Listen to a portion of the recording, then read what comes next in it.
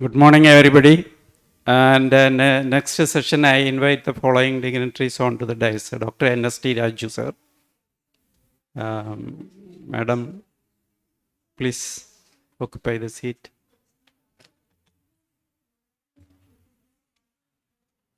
Dr. Engineer, please.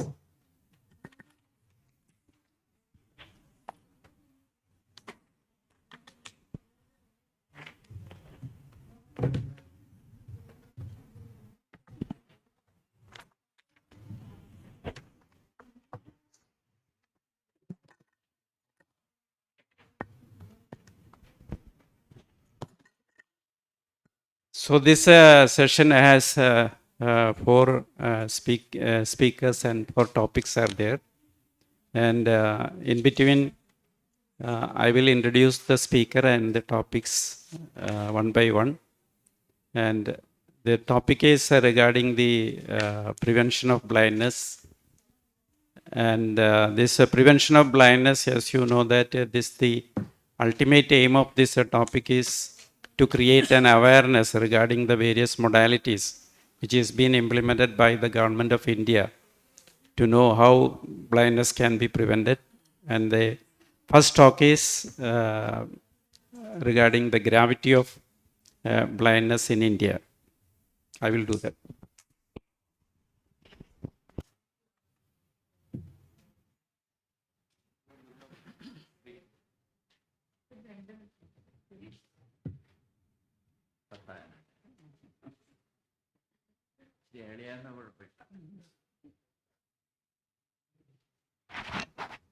So this is the topic, and even though it's a very old concept, it still stands new and relevant. And this is my talk, the gravity of blindness in India. And this is to assess the gravity only, then only we can proceed how we can implement different methods to prevent that blindness. And this is well known to everybody. I need not explain the WHO definition for blindness. And since 2017 onwards, the blindness of this concept, world concept, is been accepted by the National Program for Prevention of Blindness also in India, NPCB. Before that, it was slightly different. And these are the different grading of blindness, how it is being graded. It's a fundamental.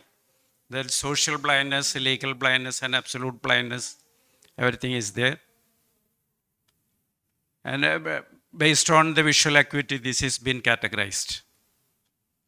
And towards my topic, this is existing prevalence is being assessed by various available surveys in India. And this is one old survey, ICMR survey 1971 to 74. And as per that survey, it was 1.38%. And then based on that, in 1976, we started National Program for Control of Blindness in India with the aim to reduce it from 1.38 to 0.3 by 2000. But now we are in 2023. And this is another survey, national survey by WHO NPCB 1986-89. And there also the prevalence was 1.46%. And the National Blindness Survey, this is the available latest survey on blindness in India. And that is, the prevalence is 0.36%. And I will just elaborate the last one or the latest one. And the whole population of India has been divided into two groups.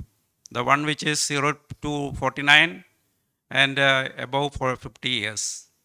And the strategy was RAP accepted by ICH. RAP means rapidly assessment, avoidable blindness, and International Committee for Eye Health, which has been approved by the WHO.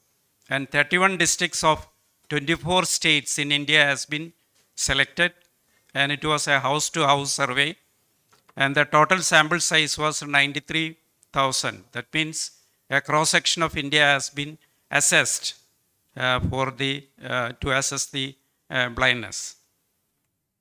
And this was the aim to determine the prevalence of blindness and visual impairment, to identify the major causes of blindness and visual impairment, to estimate the cataract surgical coverage in India. So blindness as well, the prevalence of blindness and visual impairment also has been done in this survey. And just a few facts regarding that survey. The first one is you can see that the lowest prevalence of blindness in India is in Kerala, Trichure only. And the largest one is in Bijano, that is in UP, a district in UP. So this is, we can definitely see that in Kerala, the incidence of blindness is comparatively less than when compared with that of other states. And this is a district-wise prevalence of visual impairment. Here the Kerala stands third one, visual impairment. And this is about age-wise. You can see that 80 plus the incidence of blindness is more. And this is literacy-wise. You can see that the illiterate people are more blind. More illiterate, blind people more illiterate.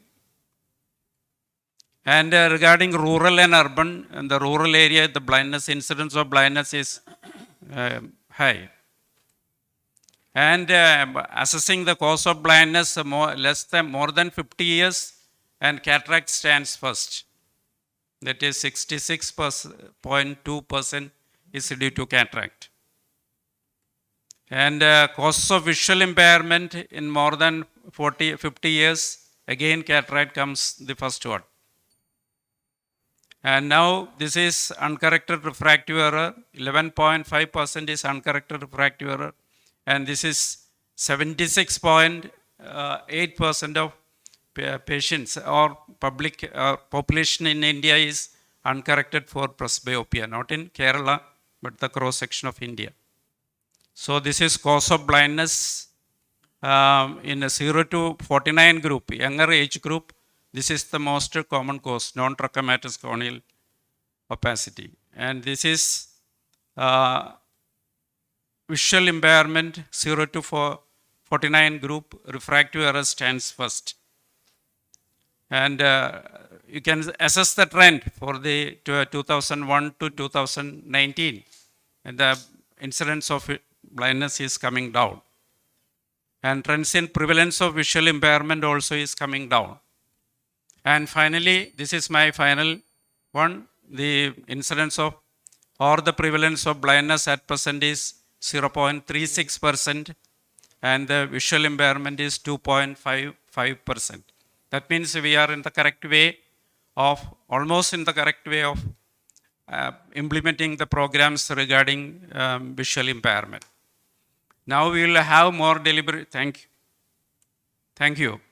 We will have more deliberation from Dr. Rachel Jose to introduce here. It is very difficult. She completed her MD in ophthalmology from All India Institute of Medical Science. And she has been there as the director of NPCB, which you have been telling now. And she has been there incorporated in most of these surveys as the first person. So she is the apt person to speak about national program. At present, she is retired and now working at Tiruvalla and conducting an eye clinic at Tiruvalla. So with this, I am inviting Dr. Rachel Jose for the next talk.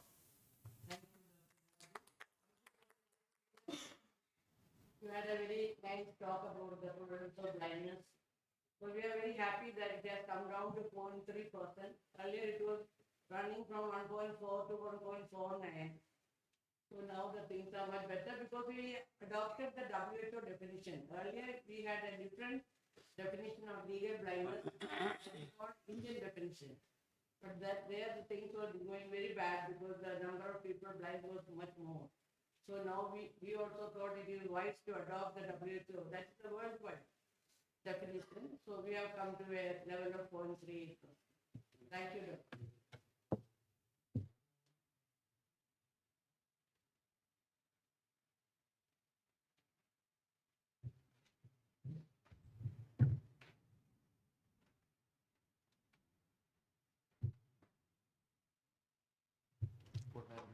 I'm very happy to be here to take part in this KSOS Ophthalmology Conference, Drishti Conference, being conducted in Thrissur along with Malappuram and Kasaragod.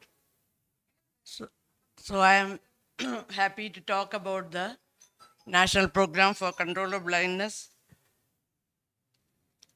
what the Government of India is doing.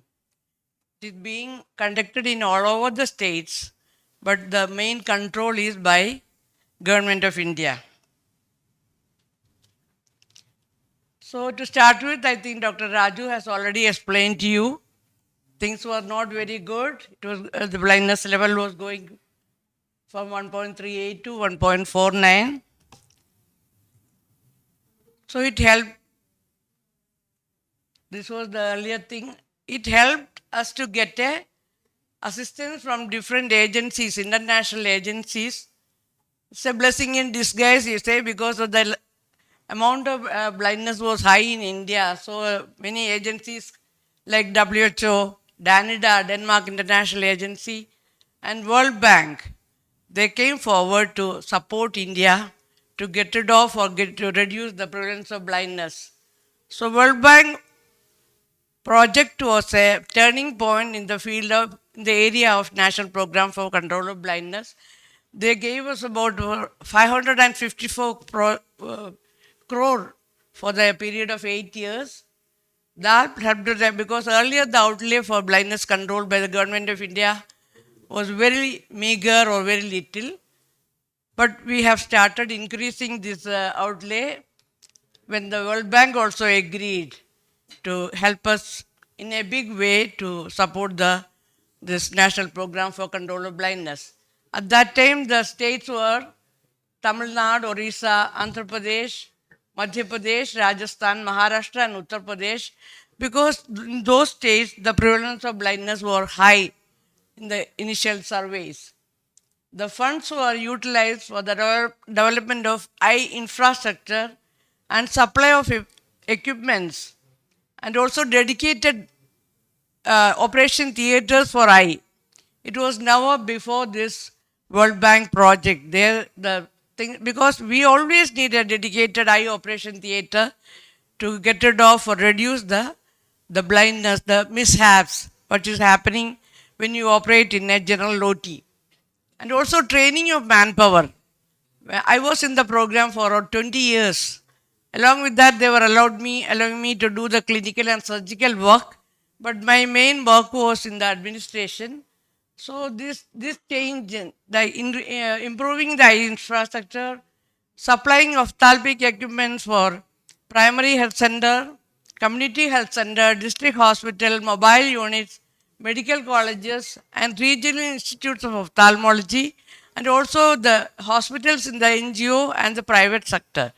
Private, we could not directly help, but wherever there was a voluntary component, the Government of India was ready to support. So these are the achievements of the project. It lasted up to 2002. So they helped a lot, and I told you about all these things. But still the prevalence was not coming down because of our criteria of keeping an Indian definition. This is all done by Dr. Raju. I don't want to go into the same thing again. So when I joined the program, that was in 1990. I continued there till 2010. It was a mainly central approach, but we all decided along with the public health experts and the bureaucrats that a decentralization is a must. So this decentralization helped a lot in improving this program and achieving something. We decentralized to the state as well as to the districts. Now district is the place where it is decided what is to be done for that particular district. So we have entrusted the district collectors, district program managers, district ophthalmic surgeons, as well as the paramedical ophthalmic assistants. They all have a say to say that what is needed for that particular district. School eye screening also we did a lot in distributing spectacles to the school children. We did a lot of school eye screening and eye banking sector also we were trying to improve because corneal opacity is the second cause of blindness. After cataract, corneal opacity was number 2. So improving the eye banking, and we constructed vision centers in the primary health center and also mobile units. Earlier they were operating in those places in a makeshift arrangement that was totally stopped because that caused a lot of mishaps in camps and all. So now they were diagnosed, identified and brought to a place where it is there's a permanent support, permanent setup like district hospital, medical colleges, etc. So these are the things which was done in the 10th plan. Let us go to the 11th plan. We gave a lot of focus to diabetic retinopathy, glaucoma, corneal transplantation, vitreoretinal surgery, childhood blindness, etc. Earlier, always they were talking about cataract, nothing else. And involvement of the private practitioners was also a major achievement under the program. So this much of achievement were done during the 11th plan. I told you, training of eye surgeons, especially the government sector eye surgeons, they have improved their skill in doing all sorts of surgery, not only cataract, glaucoma, corneal surgery, and posterior segment. All these were given a focus in our national program for control of blindness. Pediatric eye units, it was never given a importance in the initial stages, but gradually we extended the support to the pediatric eye units also. This is the 12th plan. This part was discussed by Dr. Raju. These are the new initiatives under the 12th plan. MIS. MIS, earlier we did not get time to do this part, but now it's a digital form is there everywhere. So we have a proper MIS in all levels. Teleophthalmic units. Even diagnosis is even made at the primary health center level by the technicians and the paramedical ophthalmic assistants by taking photos and transmitting to the district level and medical colleges. So it's easy for our eye surgeons to tackle the problems. So now they have extended the support like World Bank project in northeastern states, Bihar, Jharkhand, J&K, Himachal Pradesh, Uttarakhand and few other states where the operation theatres were not available. And the 450 district ophthalmologists were sensitized in early diagnosis and treatment of glaucoma in the RIOs and medical colleges. I think this was all discussed. I'm not going to repeat. This is the current status. Focus on improving corneal tissue rather than just counting the number of corneas. Now we want to see the cornea is utilized properly after proper sterilization and storage. And this is now NPCB is also part of the NCD clinic, non-communicable disease. So we can tackle diabetic retinopathy also when it is mixed with this NCD clinics. So this is the assistance they are giving in various levels for cataract surgery. When I was there, about 300, 350 rupee per cataract.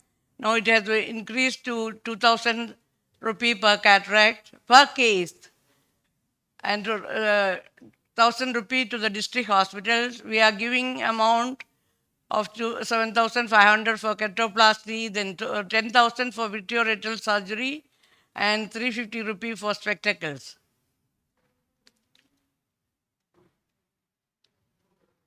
So this is the task forces and in various levels, the retina task forces, glaucoma, expert group for formulating eye bank guidelines, and trachoma, even though it is, even still it is there in, I had a round in Andhra Pradesh, Andaman Nicobar, I was surprised to see it is still prevalent there. In Kerala, I don't think for the last 20 years we have seen a single trachoma. Even in Delhi, it is much less. When I started my life in Delhi, it was there, but now, but Andamans, I could see there are a lot of trichiasis, and we had to do a lot of epilation and surgery for that. So this is the monitoring of the cataract operations. This has shown improvement with all these help from many agencies as well as the government of India. This is about the spectacle supply that has also improved. This is the cornea collected.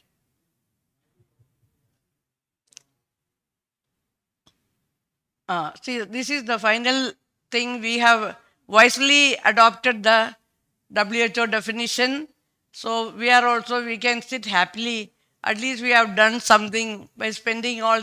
Now the outlay of the National Program for Control of Blindness is about 300 crore per year. When I joined the program, it was 1 crore per year. The amount of effort I had to make to convince our policymakers that this blindness control is important, you have to get more and more funds for that. Unfortunately, my joint secretary and the union secretary at that level, they all fought for getting a World Bank project to this National Program for Control of Blindness. When the World Bank came, we also woke up. See that if they can do this much, the government of also India should also support this program. Earlier it is one of the low priority program. Now it is one of the highest priority program because we are showing the results. See, we have achieved the prevalence of blindness. We are increasing the all surgeries and the various subspecialties of eye, like glaucoma, like diabetic retinopathy, all vitreoretinal surgery, pediatric ophthalmology units. So this is no more a cataract-oriented program, no more an ICAM program. Now we are fully supporting all the permanent facilities. Also our eye surgeons in general, I think they are very happy. Our NGOs, non-governmental organizations are also, they are very happy, I think, because we support them in a big way. Private practitioners, directly we can't do much, but we are supporting them with the grant in aid for per surgery. I work in Pathanamthitta after a long spell of 43 years in Delhi. Now I am in my native district, native state. So I am seeing the difference, what is happening now. When I joined the program in 1974, I started my PG, you can imagine. 74, I started my PG in ophthalmology. So then it continued there till 2010 when I came back to Kerala. So after that, I am working in Kerala. I am very happy with the situation here. It is much better than what we were seeing at that time. Thank you very much for giving me an opportunity to talk about this.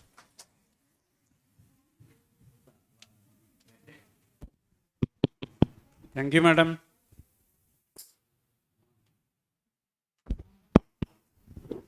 Thank you for excellent speech. Not only that, from the textbook, from her experience also, she has been telling so many things. We'll come to discussion later. And Any doubts? Anybody? I can clear completely. after That, after these two talks.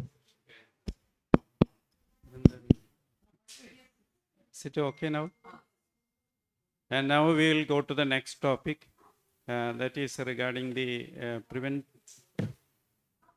diabetic blindness and the various diabetes. You know that diabetes is too many patients are there in India, and it is causing blindness, and how we can prevent blindness. And we have very good faculty, Dr. N.S.T. Raju, and he has actually, it doesn't require any introduction to old generation, but the new generation does require some introduction. So he has the past president of All India Ophthalmological Society, and he has a Lifetime Achievement Award of AIOS in 2023. And he is chairman of AIOS IMA Prevention of Diabetes project, and still he is holding that post. That is a national program and he is holding that post to uh, implement various activities in the diabetes prevention. And so many credentials are there, and he is a musician also. In addition to that, he can sing a song also after the session if time allows. So, NST Raju sir, please.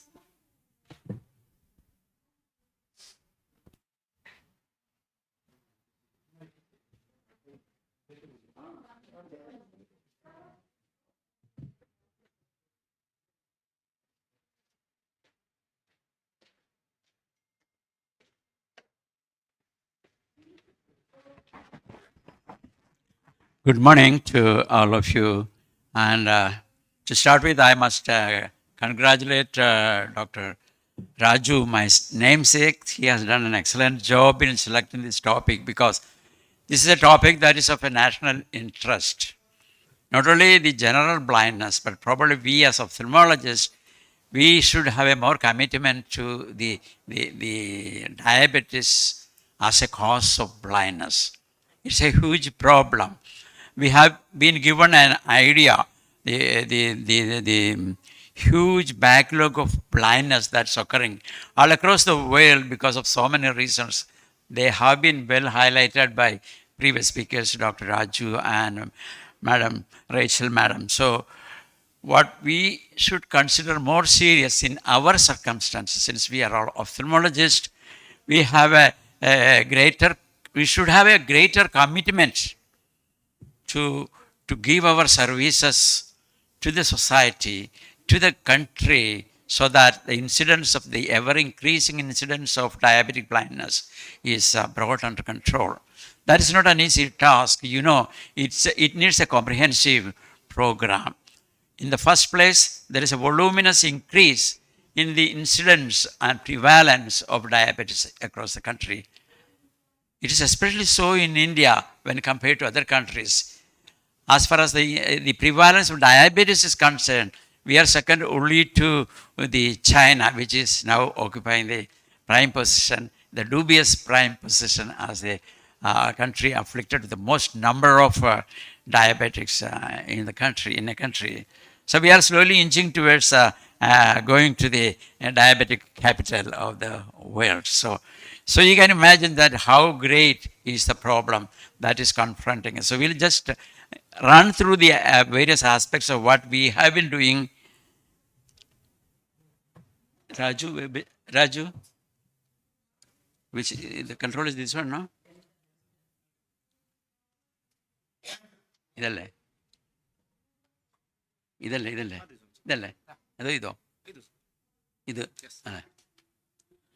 So let us consider that we know that diabetes is a major contributor and a leading cause of blindness. And we also know that various schemes, other than the ones which our Madam Rachel has pointed out, the All India Ophthalmical Society and the IMA realized the gravity of the situation. So the IMA launched a program, a prestigious project called Prevention of Diabetic Blindness in India. And very soon, our society, our All India Ophthalmological Society also joined hands. So it is a joint program of both the programs of all eye specialists and all the doctors in the country. So I had the privilege of being the chairman of that project for some 10 years in a row now. So we know what is the extent of the extent of the program, how we can go about that. The mind-boggling figure of 100 million diabetics in India. We know that about 10 to 20% of all diabetics probably harbor some sort of a retinopathy in them. So we must also know that diabetic blindness is preventable. At the same time, once it occurs, it is an irreversible one. So we had adopted a twofold approach. One is to create awareness among the public everywhere, among every sector of the society, awareness about diabetes and the diabetic complications, especially the diabetic retinopathy, which cause the diabetic blindness. The second portal of our mode of action was to plan certain programs so that it is possible for us to screen all the diabetics in the country. It is easily said than done. You know that because about 50% of the diabetics do not know that they have diabetes. That is a great problem. So even if you screen all the other 50 million, the balance of the 50 million, that is why I said it's a very complex, complicated and a very serious health issue in the country. So this is the methodology that we adopted. Now let us see how this program was inaugurated in Gujarat in 2014, and then we took all the states and launched this program in all the states. So almost all the states in India are now launching this program, and some work or other is going on in the awareness programs and also in screening. We also celebrate the World Health Day, the World Diabetes Day, the World Sight Day, and give importance to that. And the most important thing to know is that all these programs have to be a continuous and ongoing program. Then only there will be any tangible results. Episodic attempts here and there are not going to produce any substantial, tangible result in the country. And that is the reason why we are not going very forward. Although her efforts has produced a lot of improvement in that, but still we have a long way to go. So these are some of the things we went across the whole of India during this period, and this is somewhere in Gujarat, I think, yes. And we will just run through some of these programs. We also made posters that has to be displayed in the institutions, laboratories, medical colleges, etc. And these posters have been distributed all over the states. And that is also a good way of promoting the awareness about diabetes and its complications. We also came with a diabetic retinopathy, diabetes app, which will help the patient to have a regular checkup of their blood, to keep a record of their HbA1c and all those things. A very good app everybody can use for controlling, in a better way of control of their diabetes. We have even gone to far off places in high altitudes, like this is a photo. What you see is in Leh, which is a high altitude place. And there from Manali to Leh, we made a cycling expedition and did about 10 camps in between before we reached the highest point. So, and we have, this is also a copy of the Facebook page. So we have been doing a lot of work to increase the awareness about diabetes. These are some of the photographs in the high altitude areas and at different places, you know. I'll just run through that. We don't have time to go in detail. And this is, we can also rope in the services and support of celebrities. And here in Mumbai, we did a big conference and an event which was, our brand ambassador was Karisma Kapoor, and she gave a very good speech, and it had a very, very good effect subsequently, because people began to understand that you can go blind without you knowing. He doesn't know or she doesn't know that she has diabetes. She becomes blind, and then there is nothing much we can do. None of us can help them. But to the awareness that this is a preventable one is a good thing. We should always try to promote that. These are other, we utilize the mobile vans, then the teleophthalmology also she was describing, because we're open services of all the available facilities across the country, and then move forward as a group with the support and help and in the active participation of organizations, governmental organizations, NGOs, then the Lions Club, Rotary, the press, and all voluntary organizations should be participating in this act. Then only it is possible for us to make something concrete, some concrete advances can be made. We never effort, we never ever involving fight against this increasing menace of diabetic blindness. These are all the various, this is the inaugural function by the minister in Haryana and Delhi. Newer technologies are coming, so we must rope in that services of the newer technology, the artificial intelligence, rural areas. And it is possible to diagnose diabetic retinopathy with a non-mydriatic camera and even grade that possible. Non-technical patients also can do that. So these services are now coming into action in our programs also. All the countries are, all the states are involved, and as I said, we celebrate the World Diabetes Day, the World Sight Day, and in summary, I would say that it's the program should be all-encompassing, sustained technology, continuous process, ongoing program. That's very important. And I said we must rope in the services of government agencies and all other institutions. Since Rachel Madam is here, I think she'll be able to help us to get some help. And financially, I know she also has problems, but she can probably help us. So we need to foster a collaborative and multifaceted approach that will be, and this dual strategy of awareness and screening must reach the masses in general. And we have to be persistent and perseverant in our approach. Those are the key attributes. And the strong bond between the AIOS, IMA and the government agency is going to form a nidus from where we can march forward. Thank you for your attention. Thank you. Thank you very much, sir, for wonderful deliberations regarding that social activity, how we are doing, what we are doing, and to prevent the field of prevention of blindness. It's a wonderful talk. And now we will have discussion after the completing all the talks. Now we'll have, that we have been discussing about blindness. The blindness has to be certified. Whether the blindness or visual impairment, it has to be correctly certified.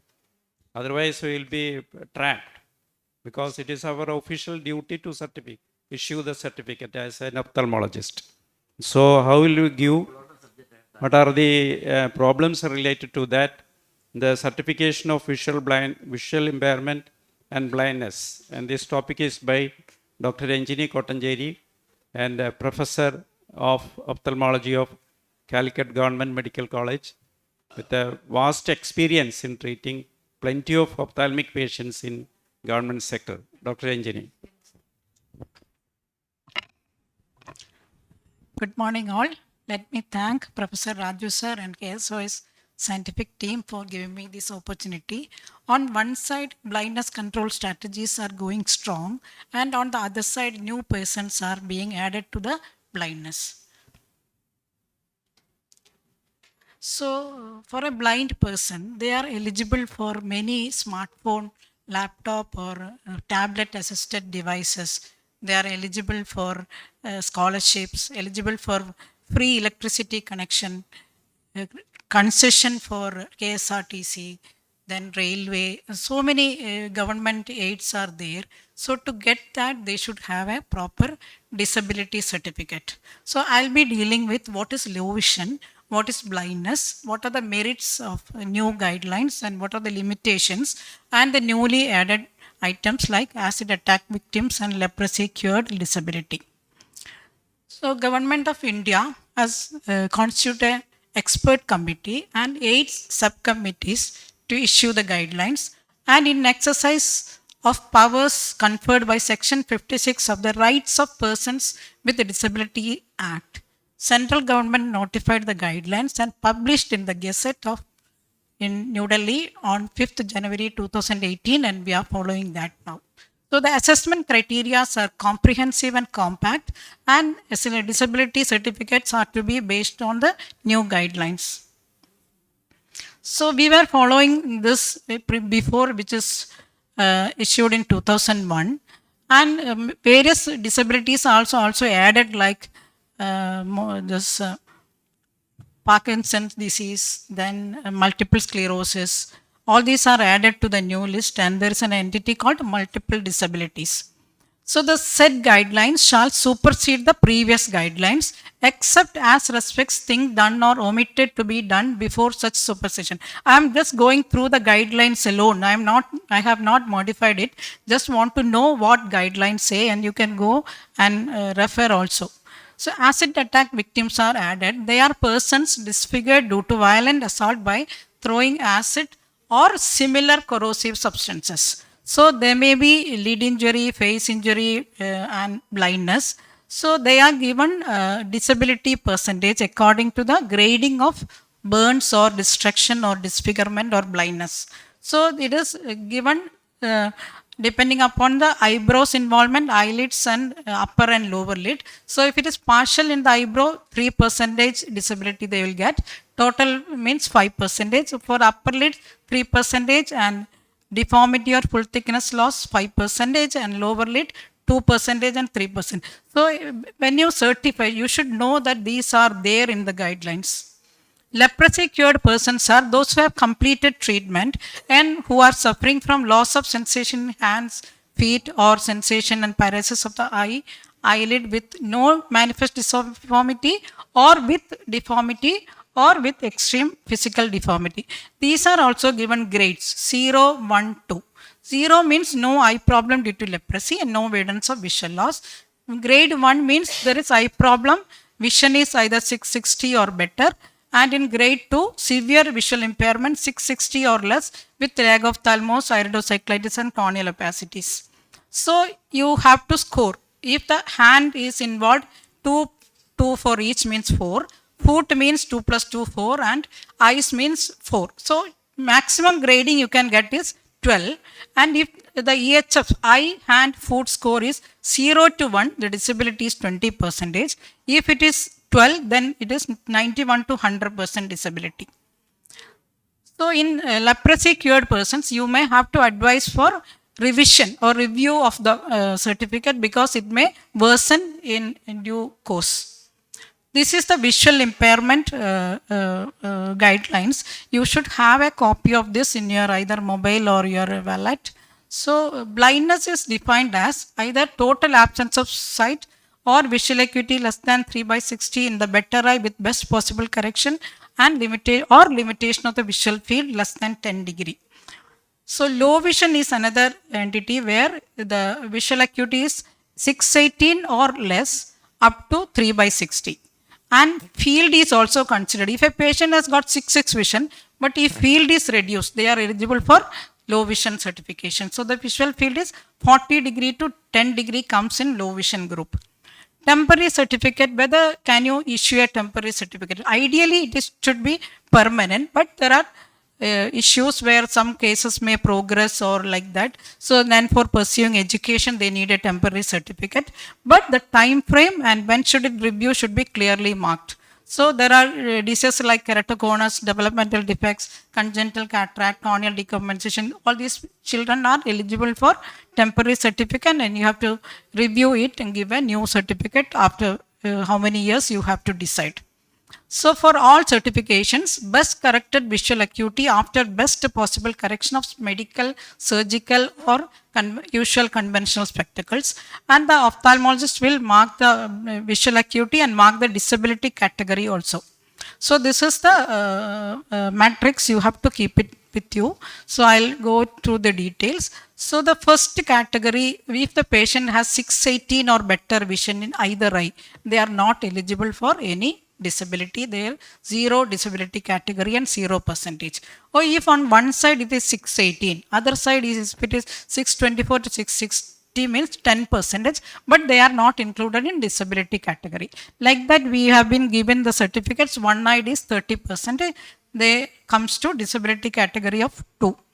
Then comes the visual impairment category 3A, 3B, 3C depending upon the this thing. So here one point you notice, if patient having hemianopia involving the macula, that is equivalent to a patient with 624 to 660 vision.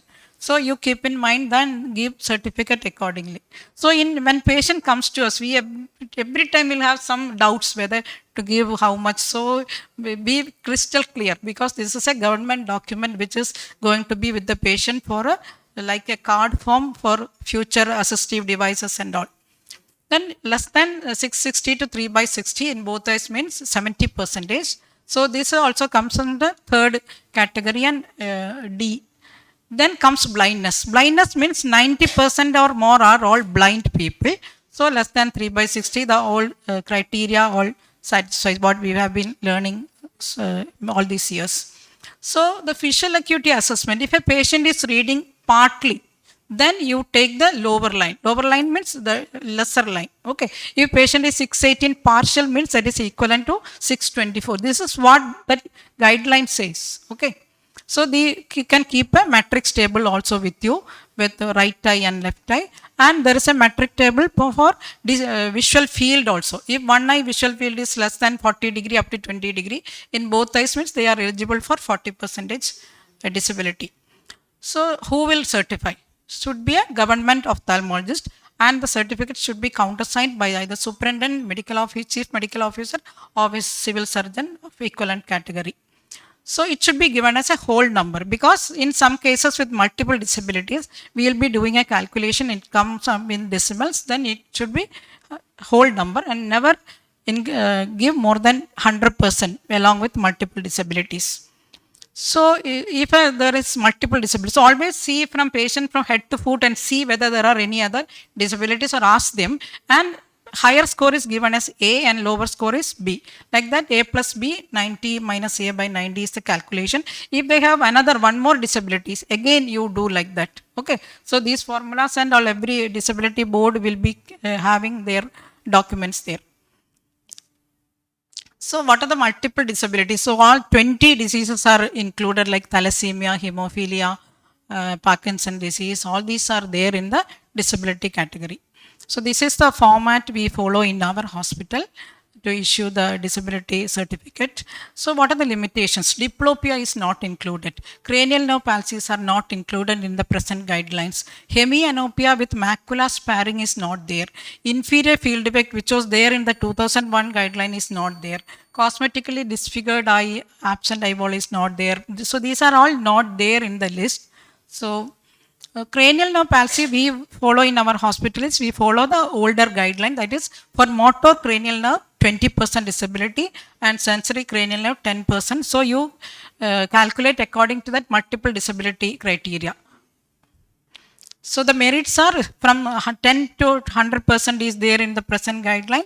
Acid and leprosy cured patients are covered, and field loss from 40 to 20 degree also there. So make sure before giving a certificate, make sure you have a proper diagnosis. Take a very detailed history, clinical examination, best corrected visually. You can ask for either kinetic or static perimetry, fields, then OCT, RNFL or macula in case you have a doubt whether there is a disc pallor and you want to document. So these are all especially for medico-legal cases, motor accident claim and all those things. So see whether, look for MRI findings if required, VEP, ERG, previous medical records, go through all these things. So disability 40% or above means it is a benchmark disability. They are eligible for ADIP scheme, that is assistance to disabled for purchase, fitting of aids and appliances, provide durable, modern and scientifically manufactured aids and assistive devices to physically disabled persons, and promoting their physical, social and psychological rehabilitation, and thereby reducing the effects of disabilities, enhancing their educational and economic potential. So what we finally aim is they should have a self-care, better self-care, and they should have an independent living, all the disabled categories. Thank you. These are my references. Thank you, Dr. Anjani, for excellent. Thank you, Dr. Anjani, for a very excellent evaluation, how to give what are the things which you have to be very careful while issuing a certificate. Everything has been very well explained. And now we have 5 minutes for discussion, and this is open for discussion. 1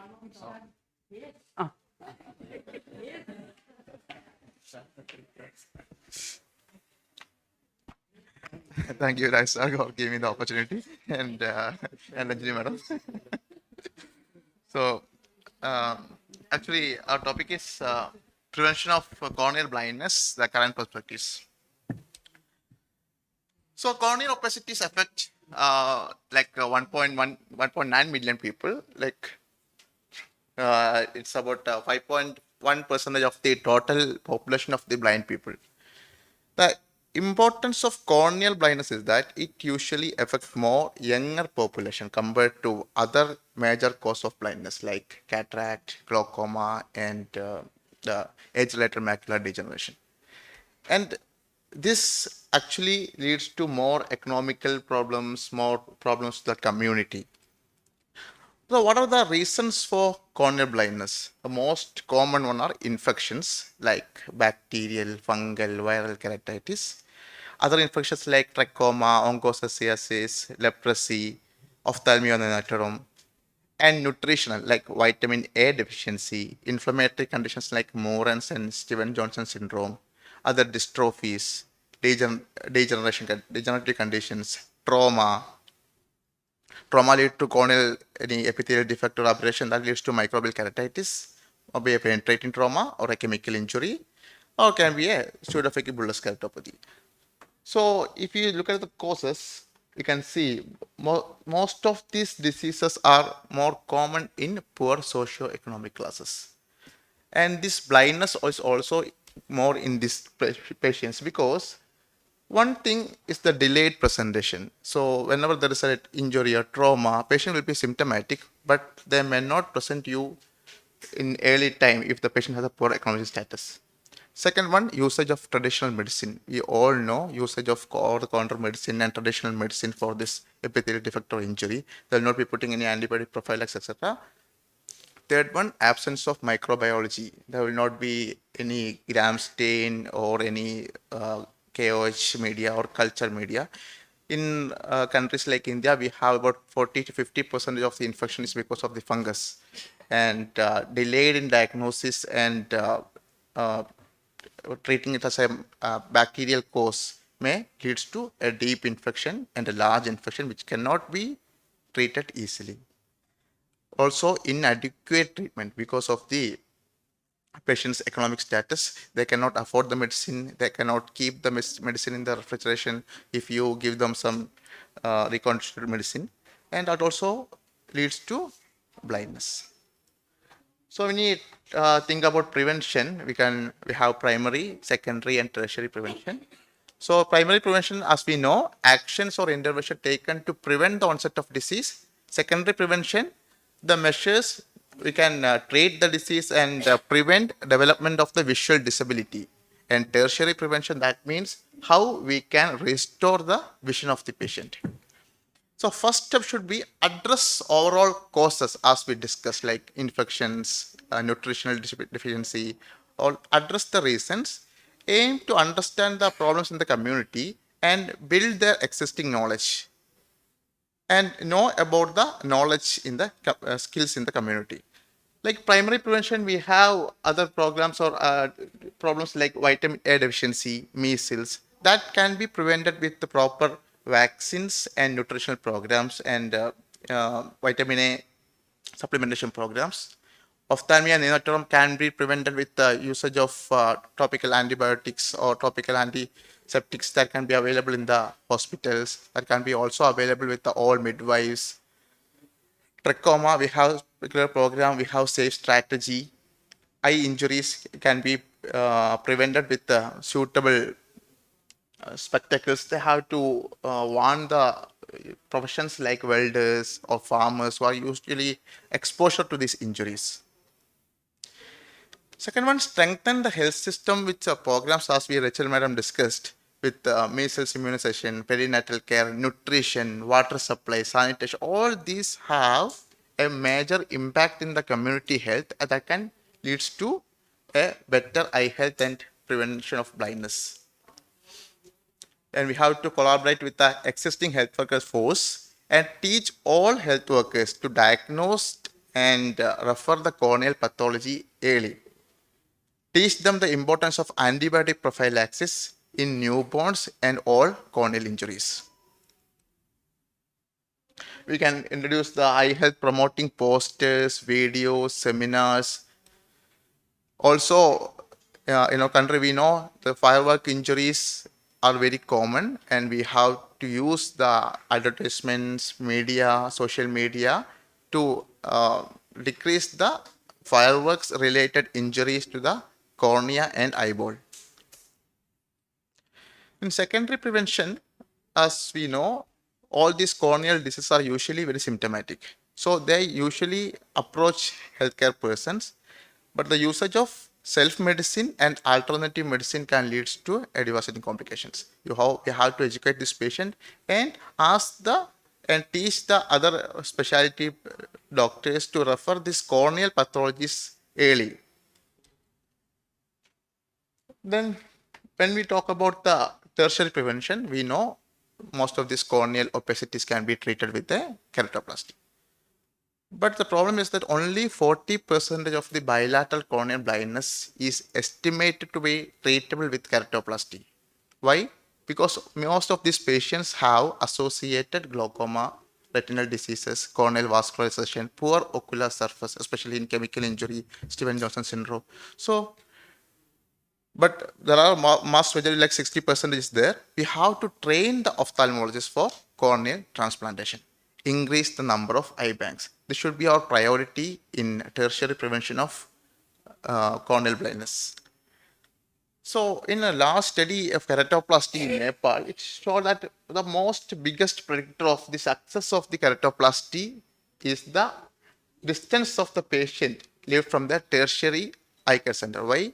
Because when you do a keratoplasty, a beautiful clear cornea, that can end up in a rejection or failure if it is not clearly monitored or followed up. So all these patients should have a accessible to ophthalmologist, and all ophthalmologists should know how to early identify a rejection, how to treat the rejection, how to do the follow-up for these patients. So that should be included in our curriculum. Also, that should be included in our programs. And also we know, even though number of corneal surgeons are more now, but they are doing less number of keratoplasty. One thing is lack of access of tissue, cost of the tissue, and poor institutional support in many centers for the corneal surgeon for a keratoplasty program, and inadequate surgical instrumentations, cost of the instruments like trephine. Sometimes, as we discussed, there are low number of qualified comprehensive ophthalmologists to share pre and post-operative management of the keratoplasty patients. So, which is actually the most important prerequisite for the long-term success of the graft. So we know graft success outcome for a long term is very less in India compared to the developed countries. It is because of the follow-up of these patients for glaucoma or rejection or failure that can be early detected and treated successfully. And an increase in the cataract surgery rate actually leads to an increase in the corneal transplantation rate. Why? Because when we have more number of cataract surgery, the government programs, government training, etc., will be more concentrated towards the other specialties like transplantation, retinal diseases, etc.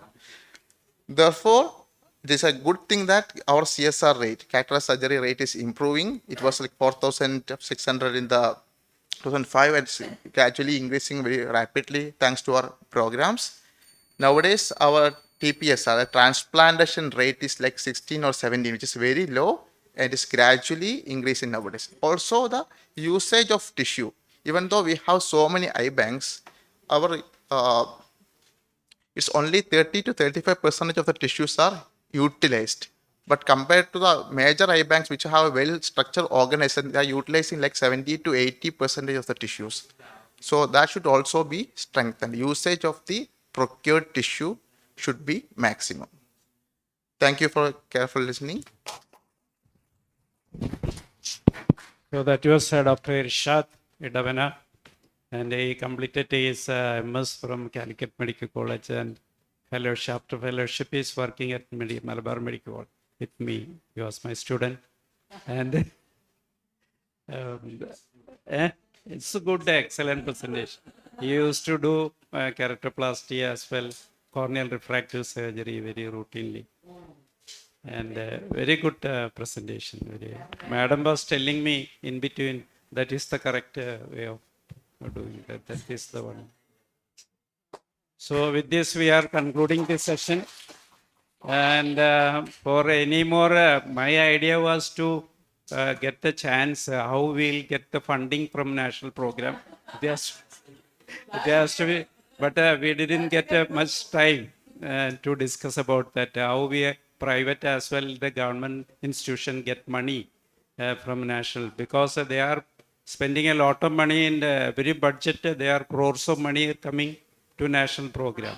So that was my aim. You take But one question, sir, to Ranjini madam. How early can we send a child for a temporary certificate, ma'am? Temporary certificate age, even 1 year also you can give, because some require certification for other purposes, education and all. Treatment also maybe. Yeah, they yeah. would So might if have. you can assess, if an expert person can assess the vision, you can send for. For scribes for writing exams, what is the percentage? 40%. Okay.